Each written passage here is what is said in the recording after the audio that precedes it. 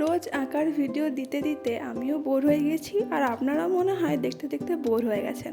তাই ভাবলাম আজকে একটু অন্যরকম কিছু ভিডিও শেয়ার করি। আমি আঁকার পাশাপাশি সেলফ হেল্প বই পড়তেও ভালোবাসি, তো ভাবলাম আপনাদের সাথেও কয়েকটা বই শেয়ার করি। ফার্স্টে যে বইটার কথা বলবো সেটা হচ্ছে the power of your subconscious mind. এই বইটাতে আপনার লাইফে সাবকনশিয়াস মাইন্ডের কী প্রভাব পড়ে সেটা লেখা আছে। যারা মোটামুটি সেলফ হেল্প বই পড়ে তারা এই বইটার সম্পর্কে জানে।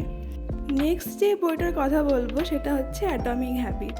হ্যাবিট তৈরি করার ক্ষেত্রে এই বইটা কিন্তু সবথেকে ভালো। যারা আপনারা হ্যাবিট তৈরি করতে প্রবলেম ফেস করেন তারা এই বইটা অবশ্যই একবার পড়বেন। এই বইটাতে হ্যাবিট তৈরি করার বিভিন্ন ট্রিক লেখা আছে।